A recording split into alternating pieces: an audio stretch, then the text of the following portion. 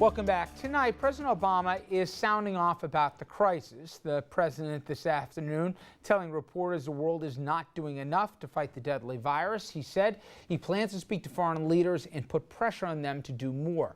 Well, today, Facebook founder Mark Zuckerberg announced that he is donating $25 million of his own to the CDC to help it fight the outbreak in West Africa. And some experts say it is that very lack of funds that has caused the virus to spiral out of control. Dr. Francis Collins, who's head of the National Institute of Health, he said that stagnant spending is what has caused a lapse in research for infectious diseases.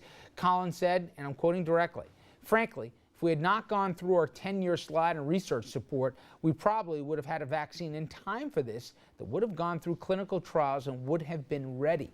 Now, this chart from the NIH shows that its purchasing power is down 23% from where it was just a decade ago. Now, of course, you can't have a crisis nowadays without the political pundits sounding off, and who else but Rush Limbaugh. He's getting in their jabs, blaming the outbreak, get this, not on a lack of funding, but on the president. I knew somehow this was Obama's fault. Rush Limbaugh is in favor of closing off U.S. borders, but he says that would hurt the president's amnesty agenda. I guarantee you that one of the reasons why we will never shut down flights from countries which are considered host countries to the disease, we'll never shut them down, because that constitutes closing the border. And we've got a president who's hell-bent on granting amnesty to anywhere between 6 and 12 million people before the end of the year. And we're hell-bent on not closing the southern border here to shut down that kind of immigration. We're not going to shut any border. We're not going to take step one to keep anybody out of this country for something like Ebola, because that would have deleterious effects on the president's political agenda. And again, for hundreds of thousands of people, if not even the millions, that is their source of news. All right, let's bring in a more sober-minded panel here.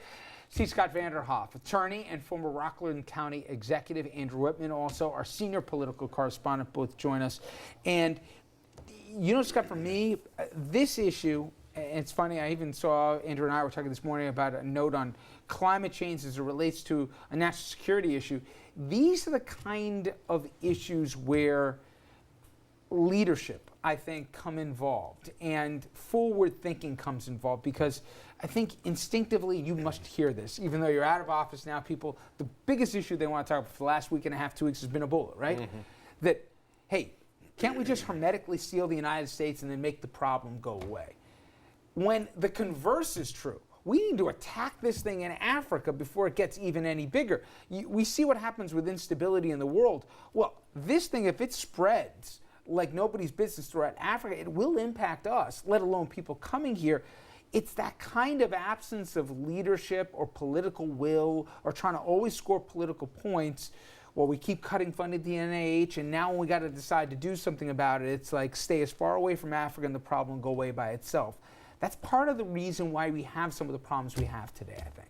Well, I think you're right. I mean, you got to attack it in Africa. But the unfortunate part about this is you can talk about politics all day long, but people are interested more in something which is life and death. Yep. And this disease is that. So what do the pundits do? They pick up on it. What do the candidates do? They start pointing their fingers at each other.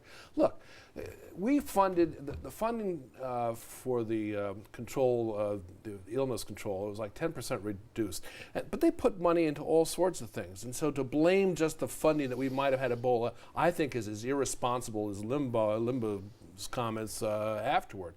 And the problem is, and I think you're absolutely right here, without a clear and distinct voice, and right now, you know, the CDC does not have that. Yep. I mean, we're now questioning, just on your program not long ago, we wondered, you know, how is this going to be controlled at the local level? Well, today, they said it really can't be. We're going to send teams of federal folks to come in and actually try to handle this. So you need a very strong leader, a strong statement, I think. Look, we don't know everything we should know about this disease, but finger pointing is not going to solve it.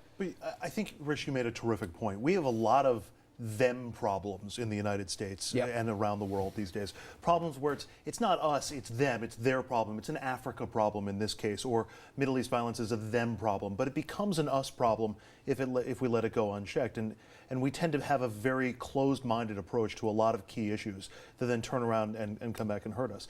As for the clear leadership issue on this, I agree that clear leadership is needed, but I'm not sure if this is something where political leadership is needed. We need medical leadership. I agree with you, except, Andrew, let's see. The public learned the name Dr. Fauci in the last couple of weeks. We may have known it before, but the general public heard this guy's name. He's already changed what he said a few times. Now, we haven't lost, I don't think, collectively confidence that the CDC is but think about where this is going to go. I don't think there's this magical person. Even the president of the United States is going to go step on, on the glowing stone and then tell the world everything will be fine and everyone will listen to him. I get that. However, I do think it's been a couple of weeks, and the first time I've heard from the president is answering some questions to reporters today. I don't think it would have been a bad thing if the president came out and said, let's be clear, here is where we are. For this to become a political issue somehow is amazing to me. Maybe I shouldn't be surprised. But Scott, I do think the president has a role to play here, even if it's just assurer-in-chief, but he should be saying something. He should be, but I think Andrew's point's well taken. I mean, we relied on the director of the CDC to tell us 2 weeks ago that they know pretty well this thing can be controlled and how to control it, Yep. and what have you. It undermines his credibility and therefore the entire government, because he's our chief doctor. And when that happens, I mean, I think it's far better to say we just don't know, how long this can go. He's our chief doctor, but who's our Surgeon General? Name the Surgeon General of the United States. We don't have one right now because we nominated one and it was blocked in confirmation by the Senate. That's the point person who it would be in a situation like this. And again, I don't want to bring this all back to politics, but it's another one of these little problems that goes came out there with that unchecked. giant beard of his, we would have listened and probably bought some soup Actually, or something. that may be true, because he believed Yeah, it. we all remember the name and the beard and the whole bit to it. And just wait. If they do come up with a vaccine, do you imagine the fight, the silliness that we've become as not just a nation, but as a culture where we'll be talking about inoculations and then the fights and then this secret plots that'll be going on and elected people will be saying these things. That's going to be the next step. Or non-citizens, people who are immigrants, should they get the vaccine? That's true too. So trust me. We're not nearly done with this story. Now, please head to Facebook and Twitter and sound off on a question tonight regarding Ebola.